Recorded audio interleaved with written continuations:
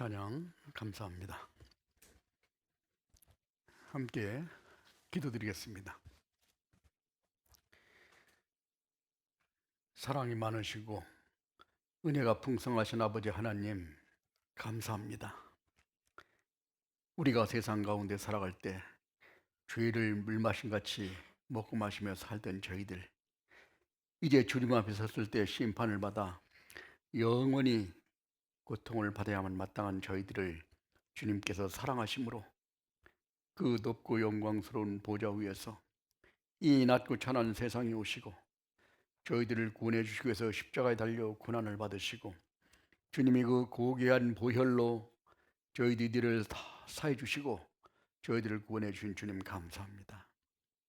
저희들을 구원해 줄 뿐만 아니라 이 세상에 살아가는 동안에도 홀로 버려두지 아니하시고 늘 함께 해주시고 지켜주시고 인도해 준 주님, 오늘도 주님의 십자가의 보혈로 구원함을 얻은 우리 형제자매들 한자리에 모였습니다. 주님께서 주시고자 하시는 귀한 말씀으로 우리 마음속 깊이 깨닫게 해주시고 이 힘들고 어려운 세상을 주님이 주신 지혜와 능력에 의지하여 힘있게 살아갈 수 있도록 인도해 주시옵소서. 주님이 계획하신 마지막 때를 사는 저희들에게 더욱더 정신을 차리고 근신하여 기도하며 오로지 남은 때를 주님의 영광을 위해서 살아갈 수 있도록 인도해 주시옵소서. 우리 중에는 건강치 못하여 치료받는 형제자매들, 전능하신 하나님의 능력으로 건강을 회복시켜 주시고 마음이 정함이 없는 형제자매들, 진리의 말씀에 깊이 뿌리를 내려 모진 풍파에도 흔들림 없이 굳건하게 서 있을 수 있도록 도와주시고 모든 여건과 형편을 아시는 주님께서 저희가 필요하고 합당한 모든 것을 도와주시고 인도해 주시옵소서. 오늘 또 이 자리에 참석하지 못한 형제자매들, 그 어디 있든지 있는 곳마다 함께 해주시고 혹 세상 유혹이나 제약에 넘어지지 않도록 지켜주시고 보호하여 주시옵소서. 오늘도 주 성령이 저와 함께 역사해 주실 것을 믿고 의지하면서 우리를 죄악 가운데서 구원해 주시고 언제나 저를 사랑하시는 거룩하신 주 예수님 이름으로 기도드렸습니다. 아멘. 성경 말씀 요한계시록 3장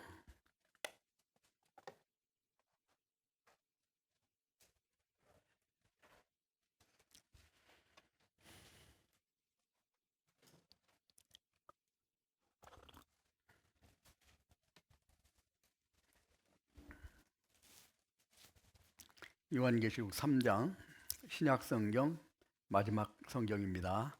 401페이지 3장 1절부터 6절까지 제가 한 절, 우리 형제자매님이 한 절 교독하시겠습니다.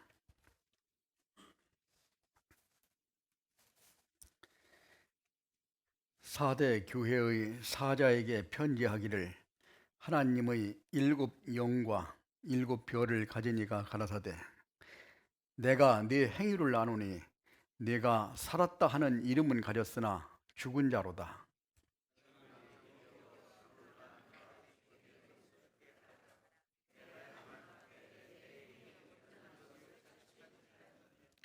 그러므로 네가 어떻게 받았으며 어떻게 들었는지를 생각하고 지키어 회개하라.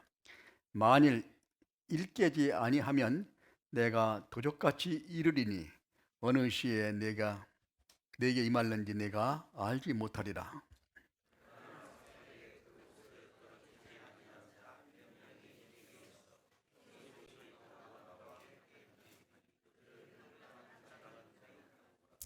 이기는 자는 이와 같이 흰 옷을 입을 것이요 내가 그 이름을 생명책에서 반드시 흐리지 아니하고 그 이름을 내 아버지 앞과 그 천사들 앞에서 시인하리라.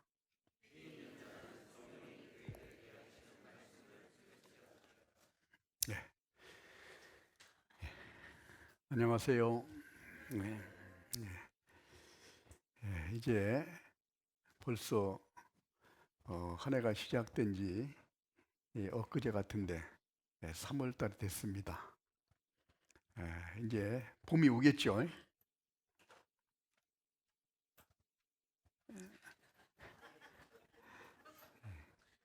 예, 봄이 오면은 따뜻해서 참 생활하기에 편리하죠. 또 예, 온갖 그 산과 들에 새싹들이 또 파릇파릇 올라와서 생명이 살아있음을 우리에게 보여줍니다. 이렇게 날짜가 참 빨리 지나갑니다.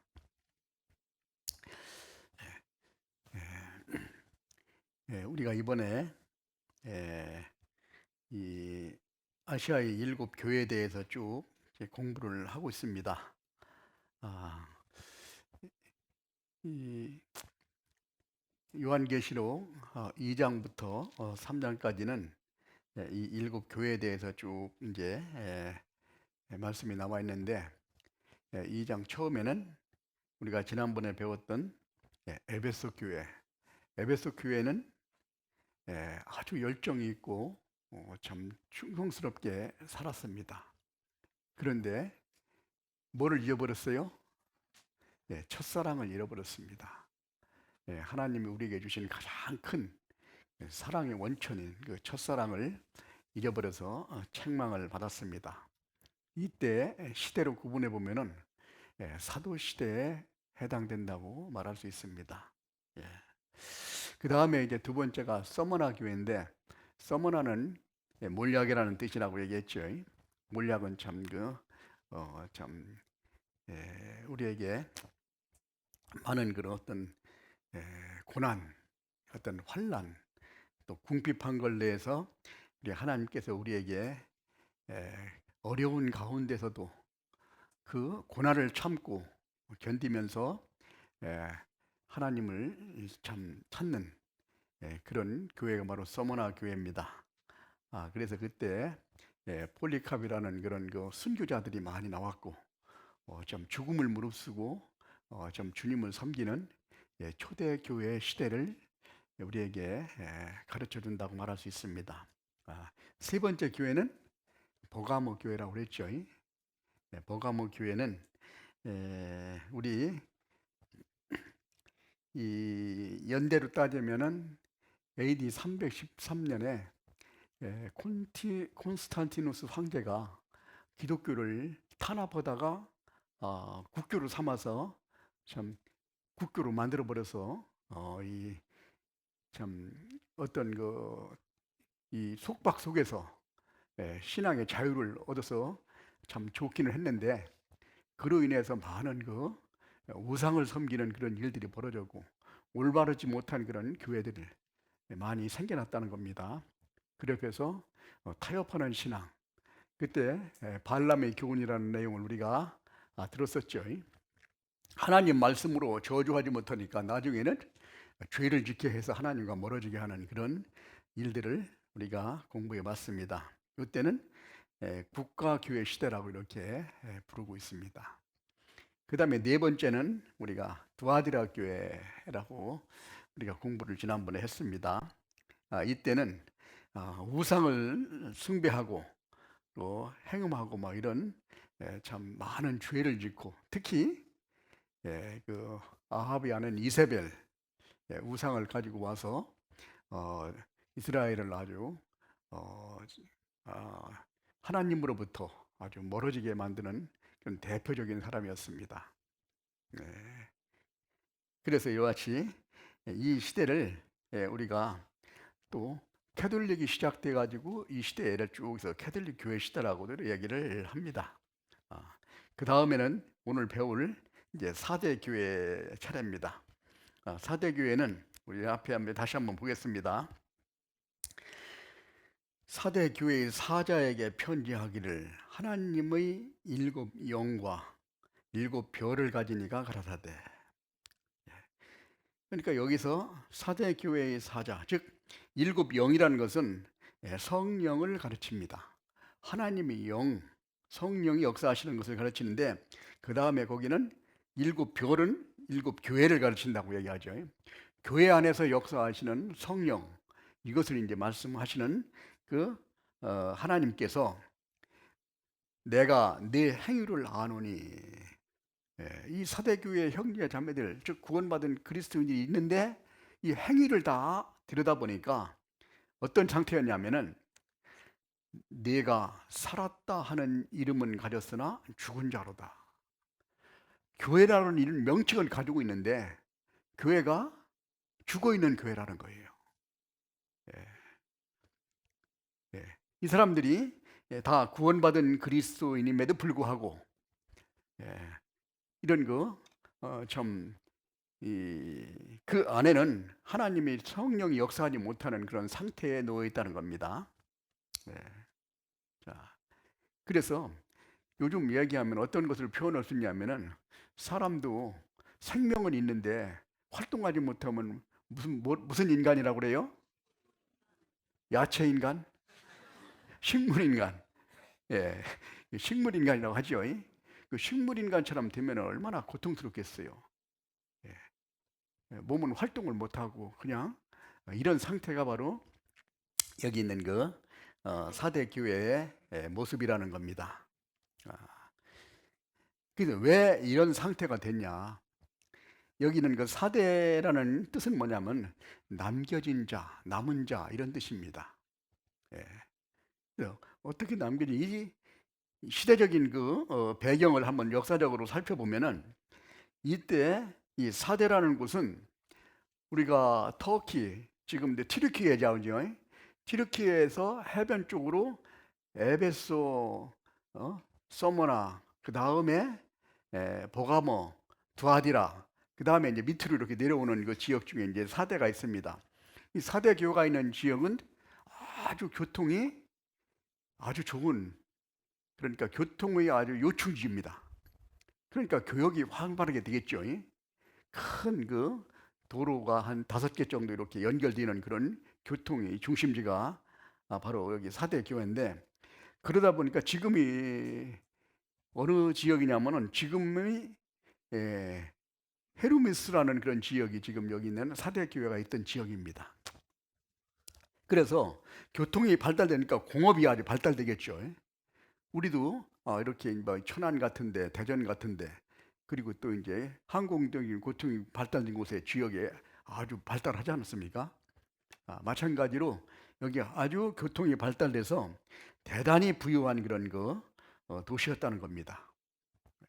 왜 이렇게 부유한 도시가 됐냐면은 이때 염색하는 이런 기술이 발달해 가지고 그 전까지만 해도 그냥 하얀색, 까만색 뭐 이런 것만 입었는데 이때부터 이 염료를 개발해 가지고 때문에 컬러가 나오는 컬러가 얼마나 성행했겠어요.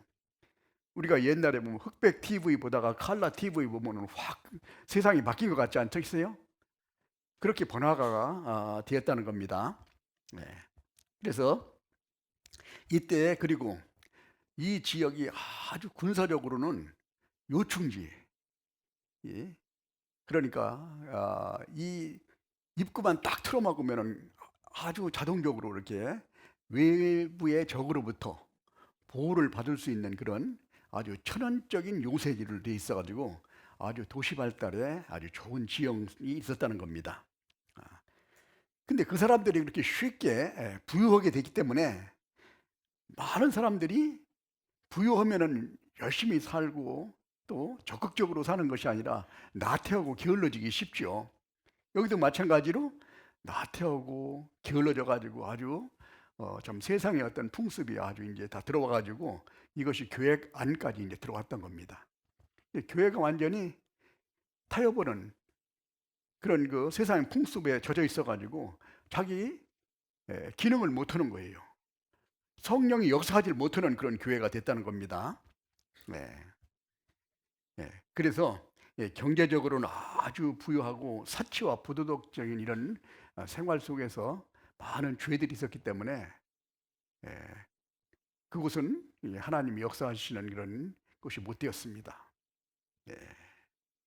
우리가 특히 많은 곳을 보면 그렇죠. 고린도 같은 경우에도 고린도가 아주 참 경제적으로, 군사적으로, 정치적으로 주요한 요점인데도 불구하고 부유하고 참 편안하기 때문에 어떤 죄가 많이 성행했다 이런 얘기를 많이 우리가 들은 것처럼. 그래서 여기 있는 사대교회 지역이 그런데 아이러니하게 이 지역이 지금은 완전히 폐허가 됐다는 거예요. 교통도 발달되고 천연 요새로 되어 있고 모든 것이 잘 발달해서 잘 살아야 되는데 이런 죄로부터 하나님과 멀어져서 성령의 역사를 받지 못하는 도시가 지금은 가면은 그 헤르메스라는 지역이 완전히 폐허가 돼버려요. 사람이 살지 못하는. 예, 예. 우리가 성경에서 예언을 보면은 우리가 이제 애굽에 대한 예언이라든지 있죠. 그 다음에 이 바벨론, 그 다음에 이쪽에 있는 그 이란이나 이라크 이런 데 예언을 한 걸 쭉 보면은 옛날에 아주 웅장하고 권세가 있던 도시가 지금은 어때요? 완전히 그 참 이 어려운 상황 속에서 살아가고 있는 모습을 보잖아요. 그런 것처럼 우리도 어떤 사람들은 그런 생각을 할 수 있을 거예요. 만약에 우리가 지금 살아간다면은 좀 하나님의 크신 축복과 은혜 가운데에서 이렇게 우리가 살아가고 있습니다. 세상을 바라다 보면은 지금도 잘 먹지 못하고 굶어 죽는 지역이 많이 있는 걸 우리가 성경 강연 때 많이 배웠잖아요. 우리가 이렇게 잘 먹고 잘 살고 편안하게 사는 것은 하나님의 축복 가운데 있기 때문에 그런데 하나님을 떠나게 되면은 우리는 그런 생각할 거예요. 아무리 우리가 망해도 이거보다 더 못 살겠나 이런 생각하지요. 근데 그렇지 않습니다. 옛날에 애굽 같은 나라는 진짜 그 왕국을 보면은 대단했습니다. 그 왕조들을 보면 이 아프리카 이 지역이라든지 아시아 지역까지 점령하고 그랬는데 그런 나라가 그렇게 망해질 수 있을까? 이런 생각을 해보는데 그렇게 망해져 버렸잖아요. 근데 여기 있는 이 사대 교회가 그랬다는 걸 우리에게 교훈으로 보여줍니다. 이 사대 교회는 칭찬한 내용이 없어요. 칭찬한 내용이 없고 뭐만 있냐면 책망만 있습니다. 자, 오늘 본문에 한번 보죠. 3장 1절에 다시 한번 보겠습니다. 사대 교회와 사자에게 편지하기를 하나님의 영과 7 별을 가진 이가 가라사대 내가 너희 행위를 아노니 내가 살아있다 하는 이름은 가졌으나 죽은 자로다. 죽어있는 거고 똑같다는 거예요. 그러면서 너는 일깨워 그 남은 바 죽게 된 것을 굳게 하라. 네 하나님 앞에 네 행위의 온전한 것을 알지 못하였노니 죽게 된 것을 굳게 하라 라고 이 말씀만 딱 들으면은 이게 무슨 얘기인지 잘 이해가 안 가죠. 이것을 어떤 원어에 보면은 어떻게 기록되냐면은 이제 많은 사람들이 그렇게 행위해서 참 죽게 된 그런 가운데서도 몇 명 살아남은 사람이 있는데 그 사람들을 굳게 해서 다시 하나님의 역사에 성령의 역사를 일으켜 세워라 이런 것으로 이렇게 기록됐다는 거예요. 네. 네 하나님 앞에 네 행위가 온전한 것을 찾지 못했다라고 이렇게 책망을 하고 있습니다. 그러므로 내가 어떻게 받았으며 어떻게 들었는지 생각하고 지켜 회개하라. 만일 일깨지 아니하면 내가 도둑같이 이르리니 어느 시 내게 임할는지 내가 알지 못하니라. 도둑은 언제 와요? 내가 알 때 와요? 모르게 와요? 모를 때 오잖아요. 어느 때 나에게 심판이 올지 모른다는 것을 우리에게 강조해 주는 말씀입니다. 그래서 여기서 우리 잠깐 한번 보면 죽은 자는 왜 죽은 자라고 얘기했는가 그 모습을 잠깐 보내봤습니다. 네가 살았다 하는 이름은 가졌으나 죽은 자로다 라고 이렇게 표현을 했는데 어떤 모습이 죽은 자냐. 요한복음 15장에 보면 우리가 너는 내가 일러줄 말로 이미 깨끗다 했으니 내 안에 거하라 라고 말씀하셨습니다. 내 안에 거하지 아니하면 이게 나는 포도나무에 너희는 가지다. 여기에 포도나무에 붙어있지 않고 이것이 떨어져 나가면은 말라져 가지고 태워버린다고 그랬습니다. 그래서 그 무리 안에 거하지 않고 무리 위에 떨어져 있을 때는 하나님이 역사가 하실 수가 없어요. 우리가 주님 안에서 우리가 살아갈 때 하나님의 은혜와 축복을 우리한테 항상 받을 수 있지만은 주님 안에 있지 않고 주님 밖에서 세상 가운데 살아갈 때는 하나님의 은혜와 축복을 받을 수가 없는 그런 상태가 놓여진다는 거예요. 그래서 여기서 주의 품에서 떠날 때 무리에서 이탈될 때 이건 우리 죽은 자의 모습이라고 이렇게 볼 수가 있습니다. 그 다음에 또 한 가지는 어떤 걸 죽은 자라고 표현하냐면 야고보서 2장에 보면은 영혼 없는 몸이 죽은 것 같이 행함이 없는 몸 죽은 것이다. 영혼이 없으면 우리가 죽은 몸이죠. 그처럼 행함이 없는 사람들은 죽은 믿음이다. 믿음은 가지고 있는데 행함으로 나타나는 거예요. 뭐 행함으로 우리가 믿음이 옳다고 인정받는 건 아니지만은 우리가 행함으로써 우리가 믿음이 온전하다는 것을 입증할 수 있다는 겁니다. 저 사람 살아가는 모습을 보니까 진짜 구원받은 것이 확실하고 진짜 훌륭한 그리스도인임에 틀림없어 라고 이렇게 인정을 할 수 있다는 겁니다. 증거가 된다는 뜻이죠. 네. 그래서 행함이 없는 자, 여기 있는 사대교회가 행함이 없었다는 겁니다. 그 다음에 디모데전서 5장에 보면은 일락을 쫓아 하는 이는 살았으나 죽었느니라 라는 말씀이 우리에 나와 있는데 한번 찾아볼까요? 디모데전서 5장, 여기 책갈피 꼽아 놓으시고 디모데전서 5장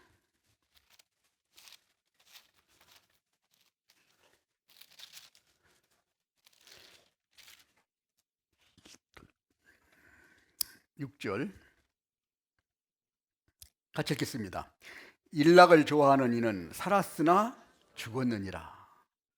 일락이라는 걸 뭘 얘기합니까? 여기서 자기 자신을 위해서, 육신을 위해서, 자기 유익을 위해서 살아가는 이 모습을 일락이라고 이렇게 표현을 합니다. 자, 그래서 자기만을 위해서 살아가는 이 모습은 바로 하나님이 보시기에 죽었다고 표현을 합니다. 우리는 세상을 살아가려면 아주 바쁘고 열심히 살아갑니다. 열심히 살아가긴 한데 그 일이 하나님과 관계없고 오로지 나의 기쁨과 즐거움만 위한다면 하나님이 보시기에는 합당치 않은 거예요.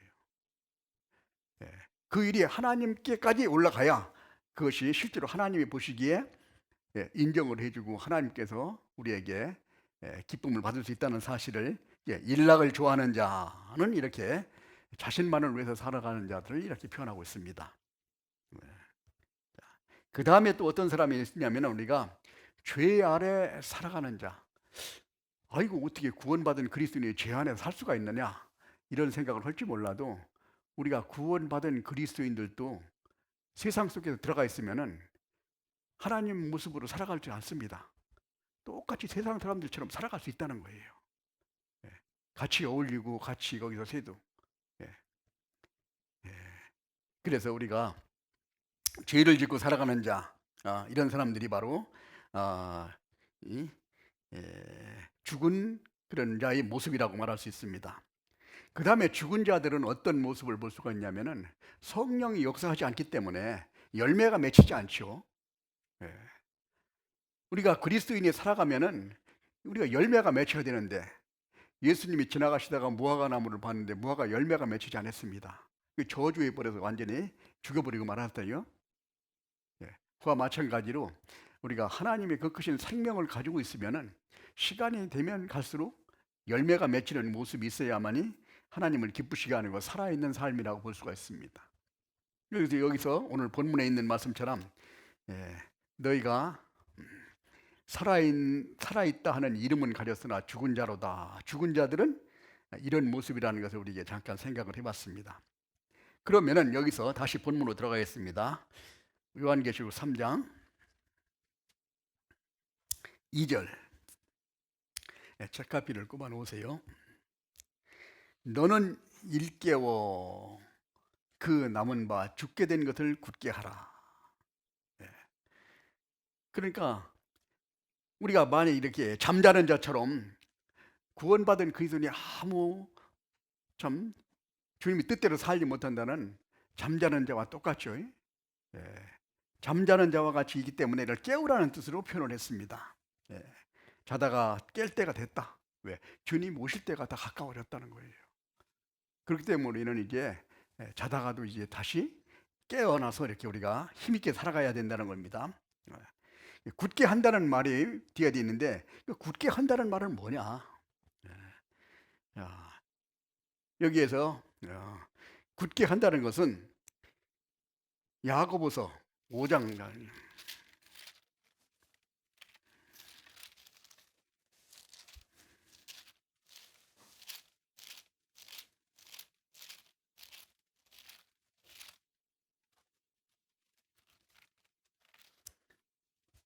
야고보서 5장 8절 너희도 길이 참고 마음을 굳게 하라. 너희도 길이 참고 마음을 굳게 하라고 그랬죠. 굳게 한다는 건 뭐냐? 주님이 강림이 가깝기 때문에 뭐로 굳게 해야 되느냐? 하나님의 은혜로 굳게 한다고 얘기하고 있습니다. 은혜로 굳게 한다는 말은 뭐냐? 하나님의 은혜 가운데 우리가 하나님의 은혜를 받아서 내가 그걸 행할 때 하나님의 은혜가 내가 체험을 할 수 있습니다. 내가 느낄 수 있고 내가 그거를 실제로 어떤 것인가를 실제로 우리가 느낄 수 있는 그런 상태가 실제로 체험했을 때 그 마음속에 하나씩 점점 굳어지게 됐다는 거예요. 마치 다니엘 같은 사람 하나님에게 기도하니까 하나님께서 응답해 줬어요. 그러니까 이게 자꾸 쌓이고 나면 하나님께 기도만 하면 하나님은 응답해 주시는구나. 이걸 확실히 아는 겁니다.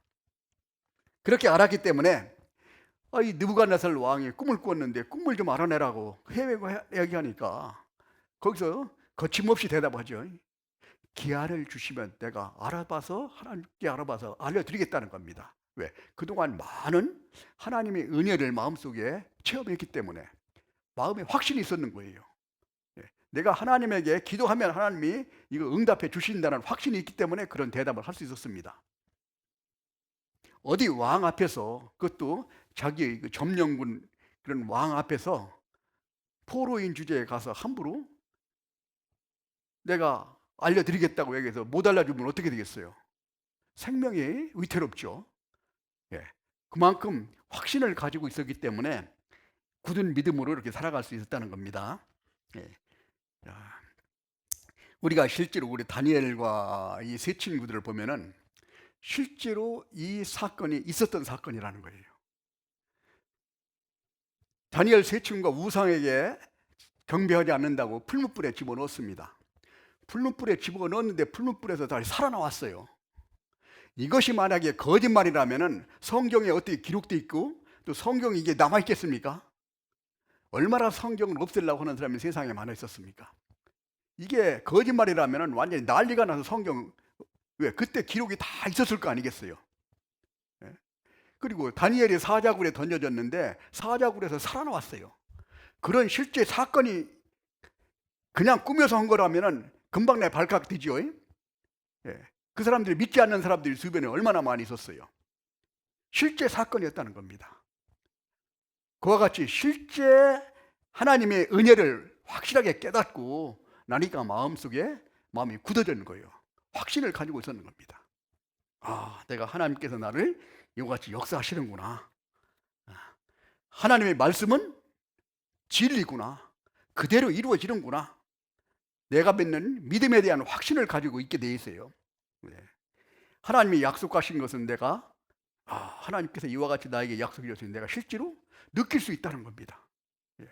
우리가 내가 너를 사랑한다가, 즉 하나님이 나를 사랑한다 그러면은 우리는 얼마나 하나님의 사랑에 대해서 느끼고 있습니까? 머리로 안다면은 사랑하는가 보다, 뭐 안 하는 것보다 좋지 라고 생각할 수 있을지 몰라도 마음으로 느끼면은 진짜 나를 사랑한다, 얼마나 내 마음이 두근거리고 뛰겠어요. 사랑해본 사람은 알죠? 여기 사랑해본 사람 알죠? 몰라요? 사랑해본 사람은 알 수 있어. 하나님의 약속이 그와 같이 내 마음속에 느껴질 수 있어야 이게 확실하게 내가 그 하나님의 말씀을 믿고 있다고 이야기할 수 있습니다. 두려워하지 마라, 내가 너와 함께 한다라고 얘기했을 때 진짜 두려울 때는 언제가 두려워요? 평상시에는 모릅니다. 큰 위협이나 이런 위험에 처해 있을 때 내가 잠시 위협을 느꼈지만 하나님을 바라보고 간절하게 하나님을 의지했을 때 그 위협에서 내가 이제 좀 구원을 받았을 때 그런 마음에 확신이 우리에게 주어졌겠지. 그런 믿음이 우리에게 있어야 된다는 거죠. 그래서 진짜 우리가 구원에 대한 하나님이 함께한다는 그 임마누엘에 대한 확신, 기도 응답에 대한 확신, 그리고 우리가 좀 부활에 대한 확신, 그리고 우리가 세상을 변화시키는 수 있는 그런 하나님의 능력을 확실히 알아갈 때 우리는 이와 같이 믿음을 굳게 한다고 얘기할 수 있습니다. 여기 오늘 본문에 있는 말 중에 죽게 된 것을 굳게 하라라고 말했는데, 이때 많은 핍박을 받아서 사람들이 많이 참 신앙생활에 없는데 여기에서 몇몇 사람이 4절에 보면 그랬죠. 그러나 사대에 그 옷이 더럽히지 아니한 자 몇 명이 내게 있어 흰옷을 입고 나와 함께 다니리니 그들이 합당한 자의 연고라. 몇 명이 죄에 물들지 않고 하나님 은혜 가운데 사는 데 몇 명이 있다는 겁니다. 네. 이때가 아주 이 신앙적으로는 암흑 시대였었는데, 이때가 언제냐면 이제 여기서 4대 교회가 있을 때가 약 이제 이 카톨릭이 많이 이렇게 전해져 있을 때, 이때 최초의 종교 개혁을 이제 부르짖은 사람이 마르틴 루터잖아요. 루터가 신부였습니다. 신부가 계속 그냥 이렇게 성경을 좀 보고 또 어려운 참 이 고행을 하고 막 이래 해가지고 거기 있는 그 계단을 무릎으로 쫙 올라가면서 막 이렇게 참 실제로 고난을 겪어가면서 깨달음을 가지려고, 그러다 나중에 믿음으로 구원받는다는 사실을 깨닫고 이제는 카톨릭을 향해서 담대하게 참 종교 개혁을 외쳤던 사람이잖아요. 그때는 카톨릭은 전 세상을 다 지배하고 있었습니다. 그때 이제 종교 개혁을 처음에 외친 사람이 이제 여기 마르틴 루터, 그 다음에 이쪽에 있는 그 유럽에는 뭐 쥐빙글리, 존 캘빈 이런 사람들이 이제 그때 종교 개혁을 일으켜서 이제 다시 그리스도의 그 몸된 교회를 이제 세워서 참 하나님의 역사를 이루어 갔던 것이 바로 우리가 종교 개혁 시대라고 얘기할 수 있습니다. 자, 이때 굳게 하라. 하나님 여기 보면은 네 하나님 앞에 네 행위가 온전한 것을 찾지 못했다. 행위가 온전한다는 것은 여기서 온전이라는 것은 조금도 부족함이 없다는 뜻으로 표현되고 있습니다. 우리가 부족함이 없게 되기 위해서는 어떻게 생활해야 되느냐 하면은 디모데후서 3장 15절부터 17절에 보면은 모든 성경은 하나님의 감동으로 된 것으로 교훈과 책망과 바르게 함과 의로 교육하기에 유익하니 이는 하나님의 사람으로 온전케 되며 모든 선한 일을 행하기에 온전케 하기 위함이다. 성경을 주신 이유가 뭐냐면은 우리를 온전케 만들어 주려고. 우리 스스로는 온전케 못하죠. 그러니까 하나님이 우리와 함께 이거를 온전케 만들어 가시겠다는 거예요. 마치 도공이 토기를 굽듯이 이 토기는 도기장이 손에 달려 있는 거잖아요. 이런 모양으로 저런 모양으로 자 구워가듯이. 어떤 어린아이가 병원에서 이제 치료를 받고 있었습니다. 근데 엄마한테 그렇게 질문을 했어요. 엄마, 나는 왜 하나님이 이렇게 만들었어? 라고 하니까 엄마가 대답하기를 하나님이 이렇게 만드는 것이 아니라 하나님이 이렇게 만들어 가고 계신 거란다 라고 이렇게 답변을 해줬다는 겁니다. 마찬가지 우리도 만들어 가고 계셨다는 거예요. 하나님의 진짜 영광을 위해서 구원받은 그리스도인이 점점 주님을 닮아가게 하나님이 만들어 가고 계시다는 겁니다. 그런데 어떤 사람을 하나님이 하나님 모습대로 만들어 갑니까?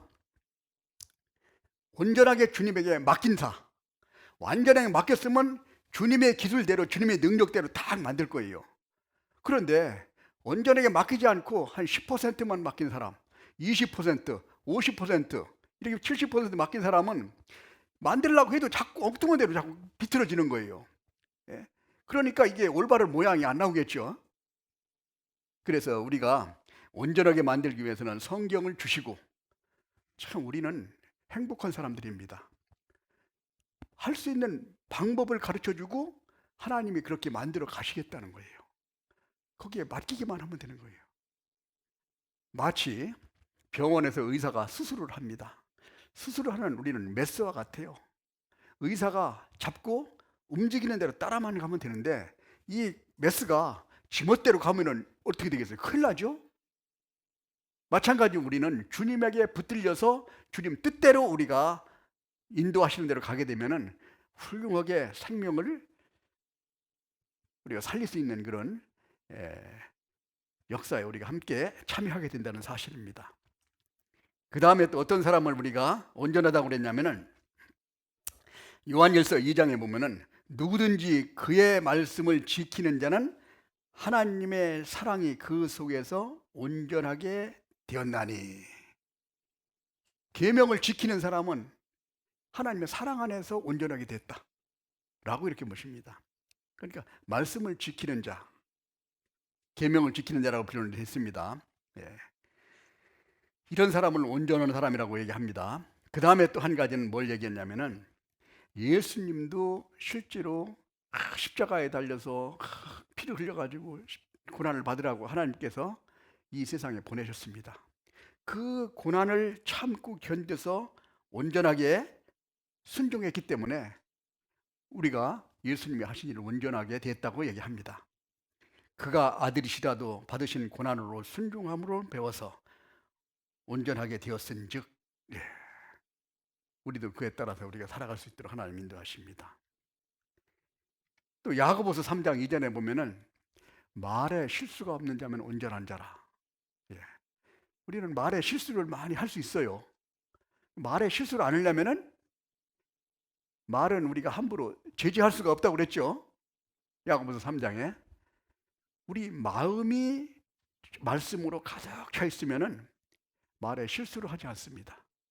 그런 사람을 온전하다고 얘기할 수 있죠. 예. 이 시편을 보면은 다윗이 시가 많이 나옵니다. 다윗이 얼마나 말씀을 사모하고 하나님을 의지했는지 그 시편 글귀를 보면은 그 입만 벌리면은 하나님께 영광을 위해서 감사하는 그런 마음이 막 나옵니다. 왜? 가득 들어있기 때문에. 그래서 하나님이 내 마음에 합한 사람이라 라고 얘기를 했다는 거예요. 그렇게 되기 위해서는 어떻게 보고 살아야 되느냐. 히브리서 12장 2절에 믿음의 주여 또 온전케 하신 예수를 바라보자. 그 써붙였잖아요, 여기. 예, 예수를 바라보자. 우리의 목표는 주님을 바라보고 가는 거다. 요즘에 가끔 사고 많이 나는 거 보면은 사고 나가가지고 이렇게 추돌하고서 막 사고 나죠. 그 제목이 뭐라고 그러는지 아세요? 전방 주시 태만. 그렇죠? 앞에 똑바로 안 보고 갔다는 거예요. 예. 세상에 잘 닦인 고속도로도 앞을 잘못 보고 가면 막 사고가 나는데, 보이지 않는 인생길을 우리가 보이지 않고 한눈 팔고 간다면은 이 사람은 사고 나기 꼭 알만한 사람이에요. 우리는 항상 내 마음속에 예수를 바라보고 달려야 됩니다. 예. 주님만 바라보고 나머지 아무 생각하지 말라는 게 아니라 주님을 바라보고 모든 일을 하라는 뜻이죠. 그럼 하나님께서 우리에게 인도해 가신다는 겁니다. 네. 그래서 온전한 계약서는 이렇게 하고 있습니다. 그리고 또 그 뒤에는 뭐가 있습니까? 3장 3절. 그러므로 내가 어떻게 받았으며 어떻게 들었는지 생각하고 지키어 회개하라. 우리가 구원을 받을 때 어떻게 받았습니까? 그야말로 전 세계에 지금 한 5억 정도 참 인구가 살고 있는데, 그 중에서 우리가 구원받았다는 것은 진짜 하늘의 별 따위보다 힘든 거예요. 어떻게 복음이 나한테까지 와서 내가 구원을 받고 천국에 들어갈 수 있는 그런 자격을 얻고 살아가고 있냐 이겁니다. 이것은 확률적으로 따져보라도 이게 불가능한 거예요. 그렇게 귀하게 내가 받았다는 겁니다. 네? 이거 누구든지 함부로 받을 수 있는 게 아니에요. 그러나 이 복음을 받기 위해서는 지금까지 많은 믿음의 선진들이 피를 흘려서 이 복음을 우리까지 전했다는 겁니다.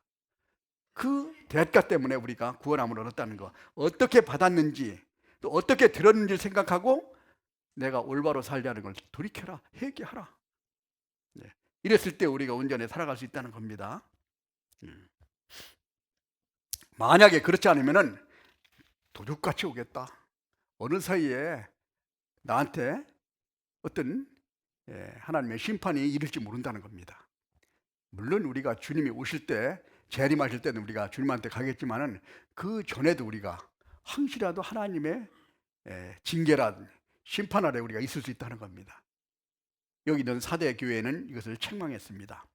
왜 사대 교회가 이렇게 살았다는 이름은 가졌으나 죽은 자가 됐냐? 마귀의 꿈에 완전히 넘어갔는데 그런 생활 속에서 살아가기 때문에 그래요.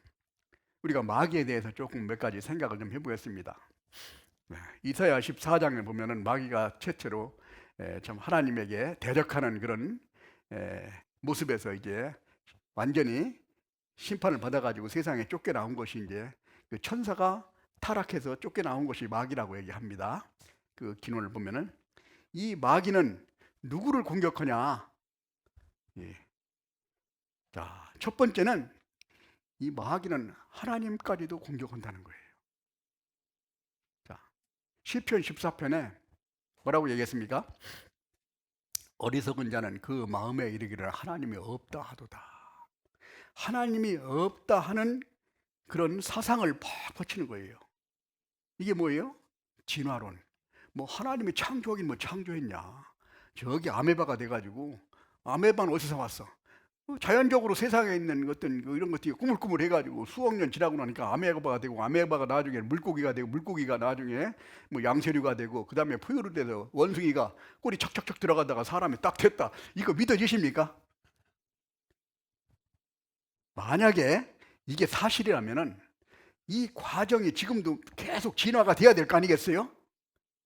중간에 반은 사람, 반은 원숭이 뭐 보였습니까? 불가능한 겁니다. 콩 심은 데 콩이 나고 팥 심은 데 팥이 나게 돼 있어요. 이거 수억 년 지나가도 변치 않습니다. 네. 그럼 진화가 아니라면은 뭐예요? 창조할 수밖에 없다는 거예요. 왜? 창조했다는 근거가 뭐예요? 내가 있잖아요. 여기 내가 있다는 존재는 나를 만드신 분이 계시다는 사실이죠. 부모님이 만드신 게 아니잖아요. 부모님은 나으셨지. 그럼 만드신 분이 계신 건 확실하죠. 그게 누구냐? 이게 하나님이라는 거 사실입니다. 성경에서 인간, 사람을 창조했다는 기록은 성경밖에 없습니다. 불경, 그 다음에 뭐 노는 뭐, 그 다음에 유교에서 만드는 뭐 이런 모든 가르침 뭐 보더라도 사람을 창조했다는 말은 나오잖아요. 이걸 함부로 할 수 있는 말이 아니에요. 예를 들어서 사람을 내가 만들었다 이렇게 얘기한다면은 당장 병원으로 가야죠.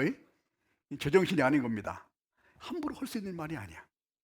그러나 하나님께서는 그야말로 확실하게 내가 사람을 창조하였으며 태초에 하나님의 천지를 창조했다 라고 하나님이 시작하자마자 딱 말씀을 기록해 놨잖아요. 네. 그리고 세상 속에서는 무신론 이걸 막 퍼뜨리는 거예요. 신이 있긴 뭐 있냐? 신이 있으면 뭐 보여보라고 해라 얘기합니다. 네. 많은 사람 그래서 이런 무신론자들이 이와 같이 이런 사상을 퍼뜨려서 하나님을 믿지 못하게 만듭니다. 그리고 공산주의 같은 것에는 뭐입니까? 그 유물론 같은 거 만들어가지고 사람이 별거 있나? 물질에서 나와가지고 사람이 된 거지. 예? 이런 식으로 만들어버린 겁니다. 그러니까 하나님을 대적하는 거예요. 하나님을 믿지 못하게 만든 누가? 마귀가 그런 일을 하고 있는 겁니다. 그 다음에 또 누구를 공격하냐면 예수님도 공격했죠. 예수님이 공생애를 시작하실 때 마태복음 4장에 보면은 처음에 40일 동안 금식하고 공생애를 딱 시작하실 때 제일 먼저 찾아가는 게 누구예요? 마귀가 딱 찾아와서 딱 넘어뜨리려고 하는 겁니다. 어떻게 말씀입니까? 네가 하나님 아들이오면, 네가 하나님 아들이면은, 하나님 아들이면 능력이 있을 텐데 이 돌덩어리가 떡덩어리가 되게 해서 배부터 채우고 해라, 나머지는 천천히 해도 된다, 이런 식으로 딱 얘기하는 겁니다. 하나님의 아들인데, 하나님의 아들이라면 자 불신하는 거죠. 예? 네가 하나님 아들이면은 저 성우에서 뛰어내려 봐라, 하나님이 딱 받아줄 텐데, 이렇게 얘기하는 겁니다. 또 무슨 얘기예요? 나에게 경배하라, 이렇게 얘기하죠. 예수님은 거기에 넘어가지 않았습니다. 네. 기록되었을 때, 하나님 말씀된 기록된 말씀으로 사람이 떡으로만 살 것이 아니라 하나님의 입으로 나는 말씀으로 살 것이다. 예. 그랬을 때 마귀를 물리쳤었습니다. 예. 유태교도 같은 경우에도, 유태교는 그 유태인들이 믿는 그 교인데 하나님을 믿습니다. 예수님을 안 믿어. 그러니까 이게 잘못된 게, 예수님을 한 선지자의 한 사람으로 생각하는 거예요. 우리가 그 이슬람교도 마찬가지죠. 예수님을 선지자의 한 사람으로 생각하는 거예요. 잘못 교리를 전파해서 예수님을 믿지 못하게 얘기하죠. 그 다음에 어떻게 공격합니까? 또 마귀는 말씀을 공격합니다. 예. 에덴 동산에서 아담과 하가 있을 때 하나님께서 선악과를 따먹지 마라, 먹는 날은 정령 죽으리라고 얘기했습니다. 그런데 마귀는 뭐라고 얘기했습니까? 하나님이 참으로 너희들로 동산 모든 나무의 실과를 먹지 말라고 하시더냐? 왜? 다 먹으라고 했죠. 그것만 먹지 말라고 얘기했죠. 그러니까 살짝 그 여자한테 딱 좀 욕심을 딱 이제 불러일으키는 겁니다. 죽지 않는다, 먹으면 눈이 밝아서 하나님처럼 된다, 하나님처럼 된다고 그러니까 완전히 그냥 가버렸습니다. 야, 내가 하나님처럼 된다니까 앞에는 뭐 말도 없이. 아마 하와가 말씀을 안 들었기 때문에 그래요. 아담한테 얘기했습니다. 동산 중앙에 있는 선악과 열매를 먹지 마라, 먹는 데는 정령 죽으리라. 그거를 아담이 하와에게 얘기했을 거예요. 가장 사랑하는데 얘기 안 했겠어요? 따먹고 죽으면 큰일인데 했겠죠? 아마 지나갈 때마다 저거 따먹으면 큰일 난다, 먹으면 죽는다고 그랬다 얘기했겠죠. 그런데 하와가 하나님처럼 된다고 얘기하니까 그냥 싹 넘어가 버린 거예요. 괜찮을 줄 알고. 이렇지 말씀을 왜곡하고 말씀을 거짓말로 만들어버려서 못 믿게 만듭니다. 누가? 마귀가 그러고 있습니다. 그 다음에 또 뭐를 공격합니까? 어떤 그 교리를 공격할 수 있어요. 성경 속에 있는 하나님의 그 교리를, 성경에 보면은 그 다른 복음, 다른 예수, 다른 영을 우리가 전할 때 너희가 잘 받아들이는구나 라고 얘기했습니다. 지금도 그런 사람들이 많이 있죠. 그 여호와의 증인이나 이런 사람들은 뭐라고 얘기합니까? 지옥이 없다고 얘기하죠. 여기가 천국이라는 거예요. 그래가지고 그런 교리를 퍼뜨려가지고 뭐 몰몬교라든지, 요즘 말하는 뭐 하나님의 교회 뭐 누구를 믿어야 천국을 간다, 뭐 또 그 다음에 뭐 신천지나 뭐 이런 데 가면은 이런 사람들 믿어야 뭐 이제 재림 예수라고 얘기하고 이런 말을 하고 있습니다. 그런 일들이 많이 있다는 거예요. 또 한 가지는 구원받은 그리스도인에게 계속 넘어뜨리려고 유혹을 한다는 겁니다. 왜? 구원은 못 뺏어갑니다. 그러나 신앙생활은 넘어뜨릴 수 있어요. 그래서 두렵고 떨림으로 너희 구원을 이루라 라고 이렇게 말씀을 하신 것과 마찬가지로, 그래서 우리는 이제 신앙생활 할 때 마귀가 계속 우리를 공격할 수 있다는 겁니다. 자, 마귀가 공격한 것을 한번 그 방법을 한번 생각해 보면은 어떤 식으로 생각했냐면은, 창세기 3장에 보면은 아담과 하와가 선악과를 따먹을 때 말씀을 거짓말로 바꿔서 깨닫지 못하게 만드는 거예요. 자, 내가 말씀을 깨닫지 못하도록 마귀가 그렇게 자꾸 만들어 가는 겁니다. 그 다음에 또 어떤 명이냐면 욥기에 보면은 마귀가 많은 그 능력을 가지고 있습니다. 천사가 능력을 가지고 있는 것처럼 그러면 그 자식들도 다 죽이고 막 이제 태풍이 오고 막 해가지고 많은 막 욥이 많은 고난을 겪을 수 있었죠. 예, 그런 능력을 가지고 있기 때문에 그런 고난을 줘서 넘어뜨리려고 한다는 거예요. 그 욥은 어땠습니까? 끝까지 견뎠잖아요. 이것은 뭐냐? 우리에게도 구원받고 나면은 많은 시험이 있다는 거예요. 시험을 견디기 위해서는 우리가 인내로서 참고 견뎌야 되는 거예요. 뭘 붙들고? 말씀을 붙들고. 네. 그래야만 넘어지지 않습니다. 구원받고 나면은 이제 구원받았으니까 내 앞에 고생 끝 행복 시작이다. 앞으로는 평탄한 일만 되겠다라고 생각하면은 잘못입니다. 구원받은 건 시작이고 애굽에서 나올 때 홍해를 건너는 구원의 모습으로 표현을 합니다. 그 다음엔 뭐가 있어요? 가나안 땅에 바로 들어가기 아니라 광야가 있어요. 광야는 많은 어려움과 고난을 겪었습니다. 우리가 천국에 가기 전까지 세상에서 살아가는 이 모습이 광야입니다. 여기는 많은 시험들이 있을 수 있다는 거예요. 그것을 말씀을 의지하고 가야만이 극복할 수 있어요. 광야가 어떤 곳이었습니까? 먹을 것이 없는 것이었습니다. 자, 먹을 것이 없다는 것은 햇빛이 쨍쨍 내리쬐는 사막인데 먹을 것이 뭐 있겠어요? 자, 우리가 구원받은 그리스도인이 세상에서는 영적인 양식을 얻을 수가 없다는 걸 얘기합니다. 네. 쉴 곳이 없었어요.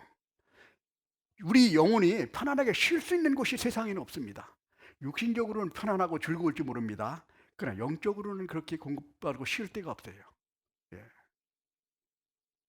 예. 물이 없었습니다. 물을 쳐서 반석을 쳐서 물을 내주시고 이와 같이 우리가 광야 생활을 할 때는 이것은 하나님을 의지하고 말씀을 의지하고 인내를 하지 않으면 극복할 수 없는 상황들이 우리에게 주어지는 거예요. 이것을 바로 우리에게 하나님은 믿음을 주시기 위해서 이스라엘 민족이 애굽에서 나와가지고 가나안 땅까지 들어가려면 열아름은 갈 수 있었던 거리입니다. 왜? 믿음이 확실치 않으니까 40년 동안 뺑뺑 도는 거예요. 믿음을 하려고. 그래서 나중에 여리고성 들어갈 때 7바퀴 돌고 함성을 지르면 무너져 내리라고 그랬습니다. 우리가 이성적으로 생각을 한번 해보세요. 어떤 성이 7번 돌고 함성 지르면 무너질 수 있는 그런 성이 어디 있겠습니까, 세상에. 근데 실제로 그대로 순종을 했습니다. 무너져 내려버렸잖아요. 이건 실제에 있었습니다. 하나님의 말씀은 힘이 있고 능력이 있다고 그랬습니다. 그래서 이 하나님의 말씀을 우리가 체험하기 위해서는 인내가 필요하다. 하나님을 의지하는 마음이 필요하고 또 한 가지는 마귀는 우리가 하나님 말씀만 의지하면 넘어뜨리지 못한다는 걸 알고 있었어요. 우리가 발람이 하나님 말씀으로 저주하려고 아무리 해도 못했잖아요. 나중에는 어떻게 넘어뜨렸습니까? 음행하게 만들고 거기에서 그냥 죄를 지게 만들어서 하나님과 멀어지게 만들어서 버렸습니다. 마찬가지로 우리가 말씀으로는 넘어뜨릴 수 없어. 그러니까 우리가 세상 가운데 세상에 대한 유혹, 세상에 대한 즐거움, 쾌락 이런 걸 가지고 우리를 이제 우리 속에 집어넣어서 자꾸 그리 가게 만들어서 나머지 하나님과 멀어지게 만든다는 거예요. 우리 신앙생활의 성공과 실패는 하나님과 얼마나 멀어져 있느냐 가까이 있느냐에 달려있는 겁니다. 가까이 있으면 있을수록 우리는 올바른 신앙생활을 할 수 있습니다. 베드로가 왜 넘어졌습니까? 마지막에 베드로는 진짜 담대했습니다. 말고가 왔을 때 칼로 길을 막 잘라버릴 정도로 담대했습니다. 그런 베드로가 예수님 십자가에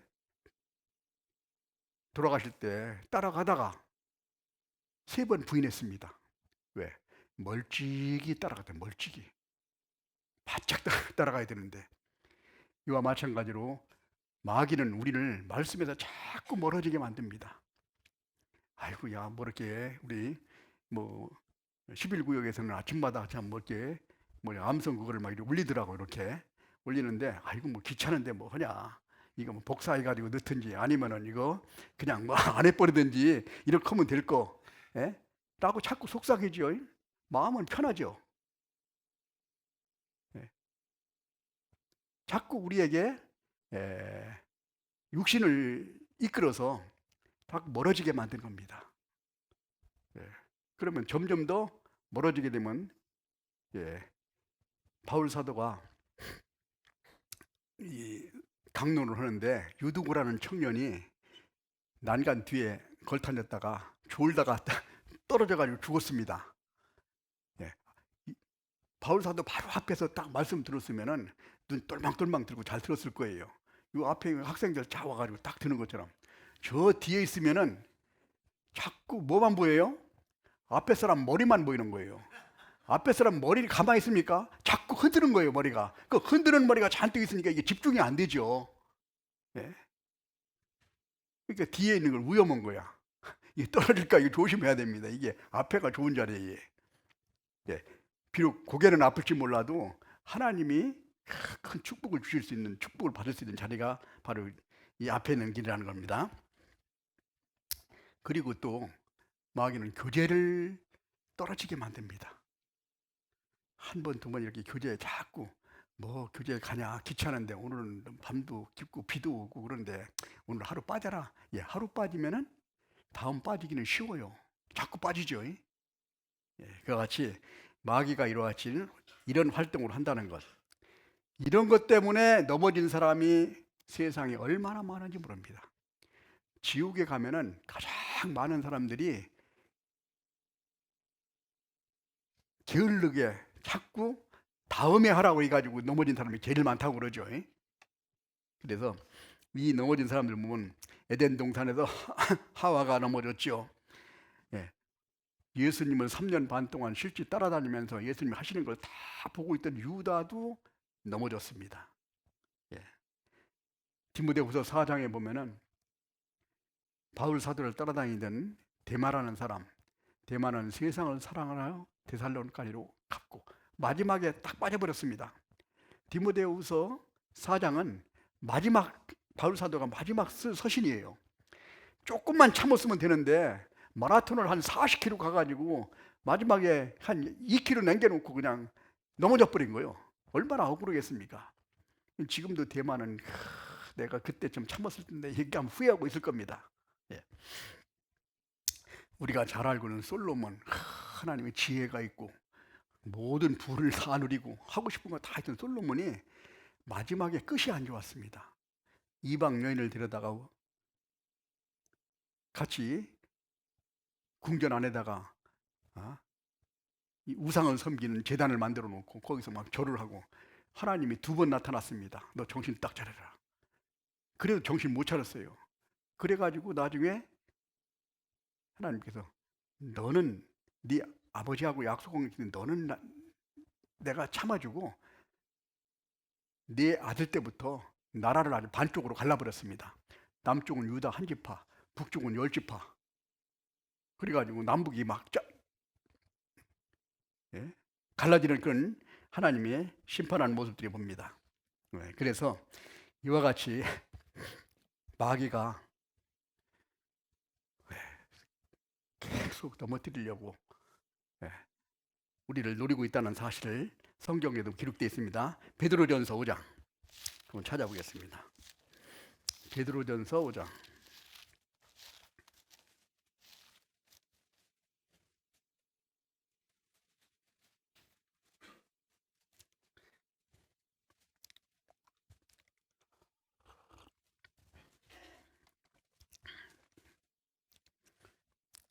8절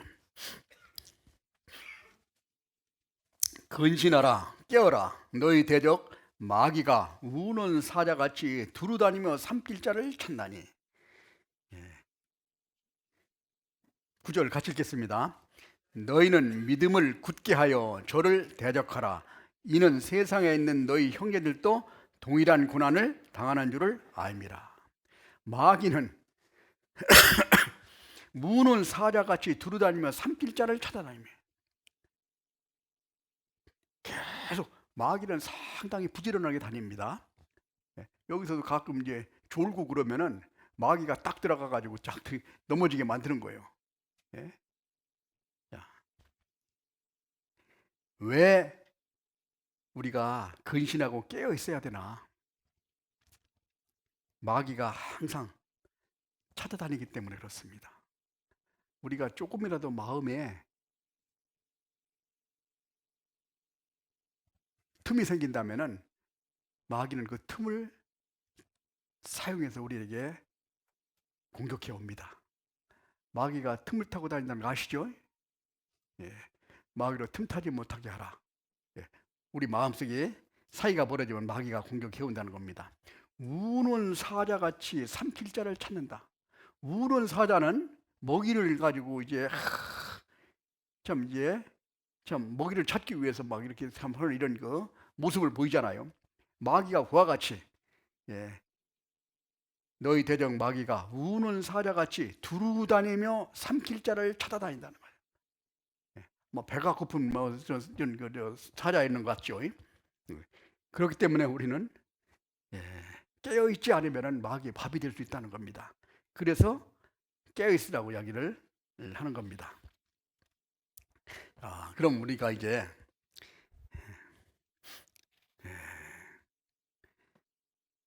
이 신앙생활에서 이 잠자는 그런 모습을 한번 생각을 한번 해보겠습니다. 잠잘 때는 어떤 잠자는 자의 특징이 있어요. 한번 잠자는 사람은 어때요? 계속 자려고 하죠. 깨면 귀찮아요, 안 귀찮아요? 아이고, 깨면 벌떡 일어납니까? 아이고, 고마워하지 않죠? 더 자고 싶은 마음이 있죠. 예, 자꾸 더 자고 싶은 그런 마음이 있어. 예. 잠언 24장.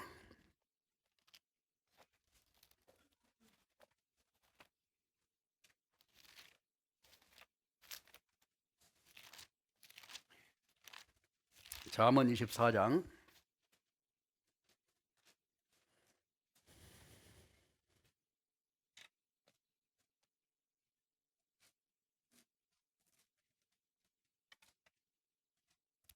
33절 같이 읽겠습니다. 내가 좀 더 자자, 좀 더 졸자, 손을 모으고 좀 더 눕자 하니 네 궁핍이 강도같이 오며 네 곤핍이 군사같이 이르리라.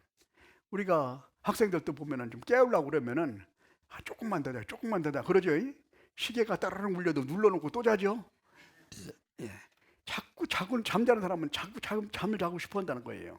네. 잠은 잠을 잘수록 잠이 늘게 돼 있습니다. 네. 잠잘 때는 만사가 귀찮죠. 별걸 해준다도 귀찮습니다. 네. 뭐를 시키는 것도 그래. 잠자는 자는 적극적이지 못합니다. 네. 그리고 힘들고 어려움이 있을 때마다 자려고 해요. 피해 가려고 얘기합니다. 그리고 잠자는 자는 이런 특징을 가지고 있어서 우리가 잠자는 자는 어떤 결과가 찾아오느냐면은 몇 군데 한번 찾아보겠습니다. 마태복음 13장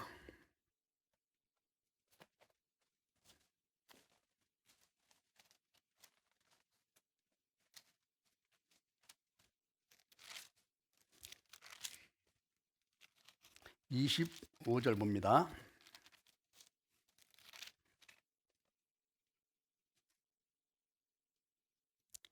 사람들이 잘 때 그 원수가 와서 곡식 가운데 가라지를 덧뿌리고 갔더니 싹이 나고 결실할 때까지 가라지도 보이거늘 집 주인이 종들이 와서 말하되 주여 밭에 좋은 씨를 심지 아니하였나이까? 그러면 가라지가 어디서 생겼나이까? 주인이 가로되 원수가 이렇게 하였구나. 종들이 말하되 그러면 우리가 가서 이것을 뽑기를 원하신나이까? 주인이 가로되 가만두어라. 가라지를 뽑다가 곡식까지 뽑을까 염려하노라. 예. 자, 잠잘 때 마귀가 와가지고 가라지를 쫙 뿌려버린다는 거예요. 예. 이것은 뭘 얘기하냐? 우리가 신앙생활이 온전하게 깨어있지 못할 때 마귀가 와서 우리 마음속에 가라지를 딱 뿌려놓고 간다는 거예요. 그러면 이 가라지가 자꾸 나가지고 이제는 마음속을 자꾸 넘어뜨리게 만든다는 거죠. 네. 그리고 우리가 잠자는 자는 올무에 걸리게 되어 있습니다. 디모데후서 2장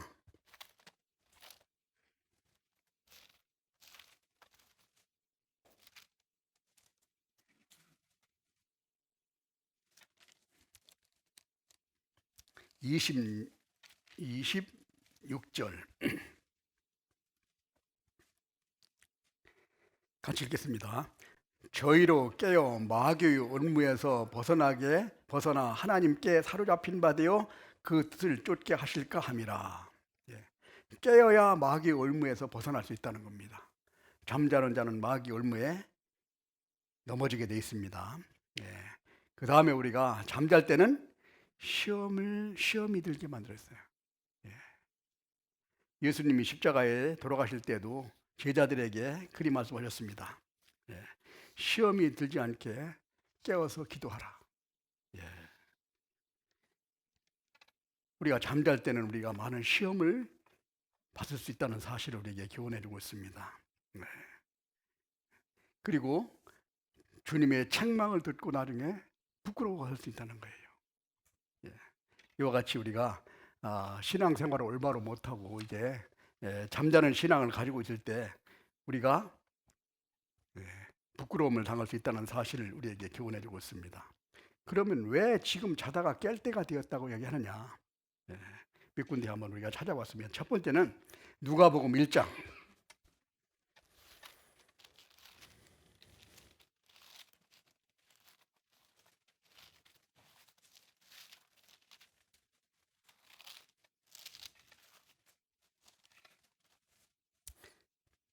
78절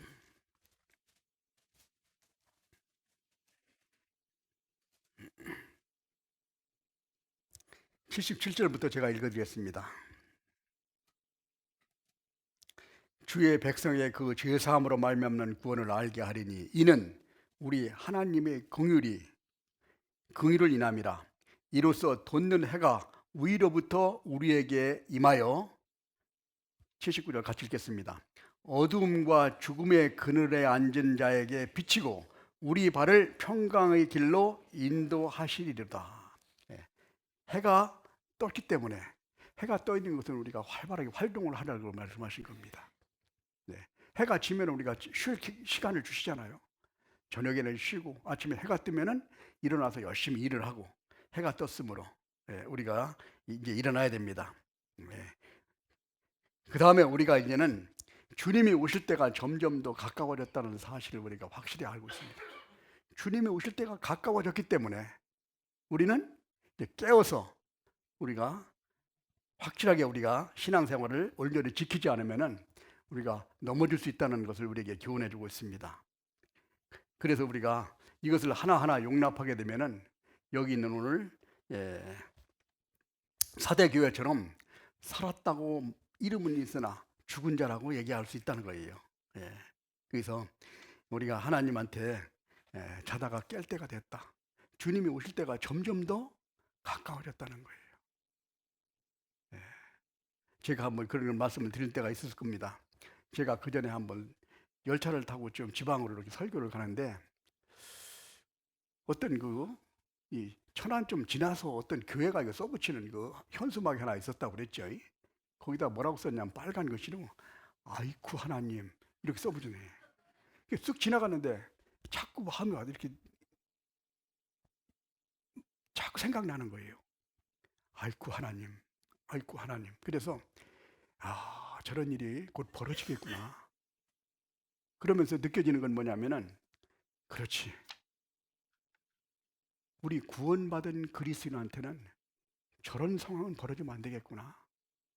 주님이 오실 때가 가까워졌다는 걸 누구보다도 잘 알고 있는 우리 구원받은 그리스도인은 언제라도 주님이 오시더라도 우리는 준비하고 있어야 된다는 거예요. 깨어 있으면 당황하지 않죠. 잠자고 있을 때는 갑자기 당황하게 됩니다.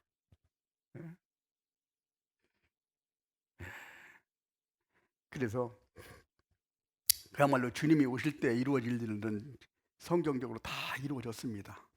지금이라도 주님이 오셔도 성경적으로는 잘못된 게 없습니다. 네. 주님이 오시기 전에 이루어질 일은 다 이루어졌으니까. 만약에 지금 이 자리에 주님이 오셨다고 한번 가정해보죠. 그러면 나는 어떻게 주님을 맞이해야 할까? 주여, 왜 이제 오셨습니까? 어서 오십시오. 감사합니다. 이렇게 주님을 맞이할까? 아니면은 세상 사람처럼 아이고 하나님 일주일만 좀 참아주세요. 이번에 꼭 모시고 오겠습니다. 이렇게 안타깝게 부르짖을까요?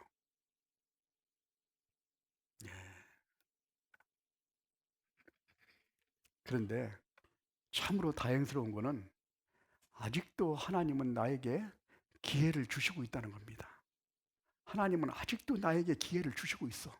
그 귀중한 시간을 나는 그 기회를 잃어버리면 안 되는 거예요. 예. 지금 이 자리에 딱 오셨으면 이제 구원받는 역사 끝나는데 지금 구원받지 못한 사랑하는 가족들, 친족들, 이웃들이 있는데 다 지옥으로 가지 않겠어요? 얼마나 마음이 아프겠습니까? 그러나 하나님이 나에게 지금도 기회를 주시고 있다는 거예요. 예. 우리에게 주시는 기회는 얼마 남지 않았다는 사실을 우리는 확실히 알아야 됩니다. 예. 그래서 예수님도 이제 마지막에 십자가에 달려 들어가실 때 겟세마네 동산에 기도로 올라가실 때 제자들한테 얘기했습니다. 예. 시험에 들지 않게 깨어있어 기도하라. 시험에 들 수 있기 때문에 내가 기도로 예수님이 가는데 어떤 기도입니까? 예수님은 십자가에 달려서 피를 흘려가지고 돌아가실 수밖에 없는 이런 상황에 처했는데 가가지고 얼마나 기도를 간절하게 했습니까? 땀방울이 핏방울이 되도록 떨어져 기도를 하고 있는데 제자들은 옆에 서가지고 자기 선생이 그렇게 믿는 예수님이 그렇게 돌아가시면 같이 마음을 합해도 이게 참 시원찮은 판국에 꾸벅꾸벅 졸고 있는 거예요. 시험이 들어서. 우리에게도 그런 일이 벌어질 수 있다는 겁니다. 우리는 정신을 차리고 근신하여 기도하라. 마지막이 가까웠으니 하나님은 우리에게 마지막 기회라는 것을 계속 강조해주고 있습니다. 이 하나님 말씀이 실제로 우리 마음속에 다 우러나오고 느껴진다면은 그것보다도 모든 걸 젖혀놓고 먼저 이 일부터 할 겁니다. 내가 간절하게 말씀을 묵상하는데 기도할 때 내가 생각나는 게 있을 거예요. 누구 우리 아이들 구원받아야 되겠는데. 제가 그런 경우 봤습니다. 지금 서울에 있을 때 어떤 집사님이 구원을 받았어요. 그 자녀들이 저 호주에 유학을 갔어. 그 1년 됐는데 유학 끝내고 바로 중간에 그거 마치지 말라고 가로 데려다가 말씀 듣고 구원받게 시켰습니다.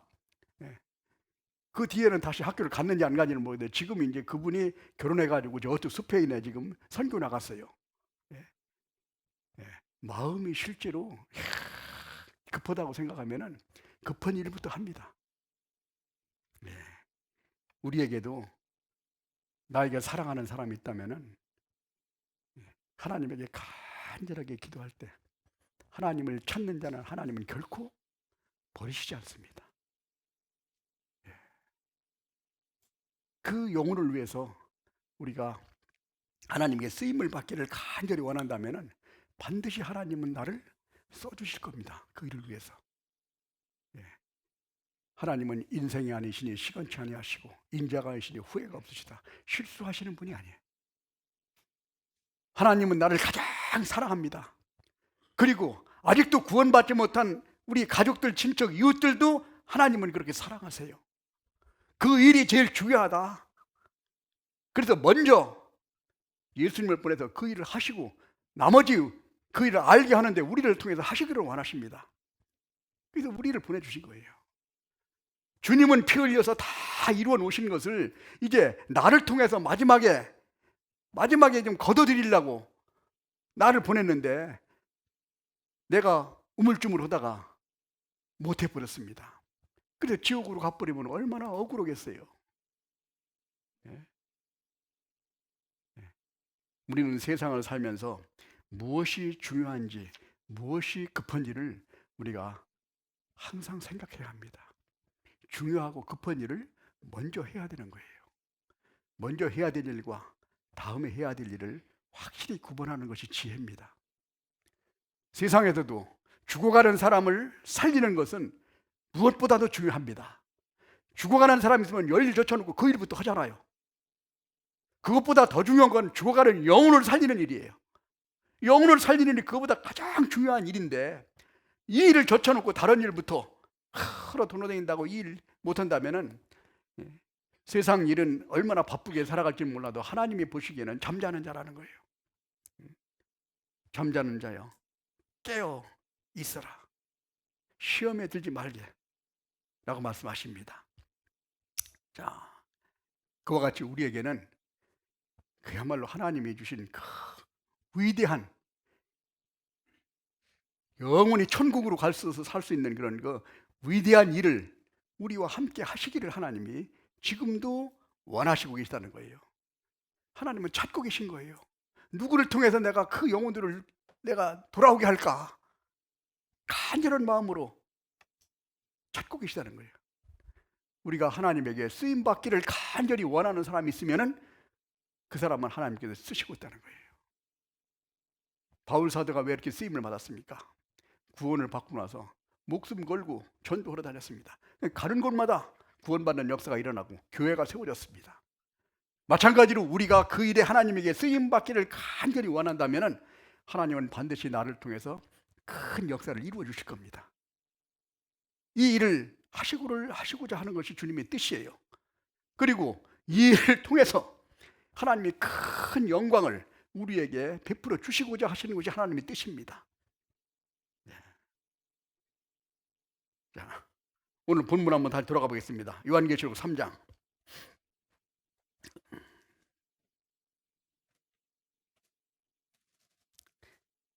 4절. 그러나 사대 그 옷이 더럽히지 아니한 자 몇 명이 내게 있어 흰옷을 입고 나와 함께 다니리니 그들이 합당한 자인 연고라. 몇 명 있다는 겁니다. 그 사대 교회의 그 많은 사람들 중에서 몇 명밖에 없어서 하나님을 같이 쓰임 받고자 하는 자가, 이기는 자는 이와 같이 흰옷을 입을 것이요 내가 그 이름을 생명책에서 반드시 흐리지 아니하고 그 이름을 내 아버지 앞과 그 천사들 앞에서 시인하리라. 흰옷을 입었다는 뜻은 뭡니까? 흰옷이라는 것은 예수님이 옷을 입은 것을 흰옷이라고 표현을 합니다. 천국 백성이 입는 옷을 흰옷으로 표현을 합니다. 우리가 신부의 예복이 바로 흰옷이라고 얘기할 수 있는데, 주님과 함께 다니는 자들이 오늘 바로 예복이 바로 흰옷이라고 표현했습니다. 주님과 같이 그 일을 우리가 할 수 있도록 하나님이 인도해 가신다. 그리고 생명책에서 반드시 흐리지 않다. 우리가 생명책에 기록을 딱 해놨다고 그랬죠. 생명책에서 천국 갈 수 있는 그 명단에 딱딱 기록을 해놨다는 거예요. 기록을. 천국에 갈 수 있는 그런 그 명단에 내가 예를 들어서 대학교에 합격이 있으면 합격자 명단에 딱 나오듯이 천국에 갈 수 있는 그 명단에 딱 나와 있는 걸 보면 얼마나 마음이 든든하고 흐뭇하겠습니까? 세상에 뭐 거칠 것이 없겠죠. 그리고 그 이름을 내 아버지 앞과 그 천사들 앞에서 시인하리라. 많은 사람 앞에서 내 이름을, 하나님의 백성 자녀라는 것은 그대로 공포하니 공포. 하나님의 영광을 같이 참여할 수 있는 그런 자격이 있는 그런 사람이 영광을 누리게 되는 그런 모습으로 하나님께서 인정해 주신다는 사실을 우리에게 확실하게 이렇게 말씀을 해주고 있습니다.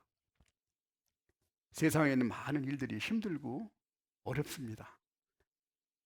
누구든지 아무리 넉넉한 사람도 마음속에 고민이 있고 힘든 일이 있어요. 그러나 그것보다도 먼저 주님에게 나아가서 주님에게 쓰임 받기를 원하고 주님이 쓰임에 합당하게 쓰였을 때 나머지는 하나님께서 이루어 주시겠다고 약속하셨습니다. 먼저 그의 나라와 그의 의를 구하라. 그리하면 이 모든 것이라고 얘기했죠. 이 모든 것을 하나님이 더하시겠다고 약속했습니다. 우리는 약속을 바라보고 약속을 느끼며 살아가야 됩니다.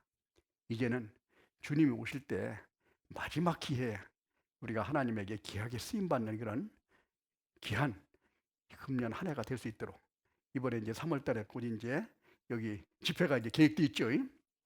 18일부터 오늘이 며칠입니까? 3일이죠. 한 15일 남았습니다. 2주 남았어요. 2주. 2주 안에 우리가 가장 참 기도를 하시고 꼭 살려야 되겠다 하는 사람, 살려야 되겠다는 분을 모시고 와서 말씀을 들을 수 있도록, 그러면 하나님이 도와주실 겁니다. 같이 천국에 가야 할 거 아니에요. 지옥에 가는 것을 어떻게 보겠습니까? 우리는 그 일에 쓰임을 받아야 합니다. 같이 기도하시겠습니다. 자비로우시고 은혜로우신 아버지 하나님, 감사합니다. 영원히 멸망받을 수밖에 없는 저희들을 구원해 주시고 천국의 소망을 가지고 살아갈 수 있도록 인도해 주신 주님 감사합니다. 이제 앞으로 2주 후에 하나님의 귀한 말씀을 전하는 기회를 저희에게 허락해 주셨습니다.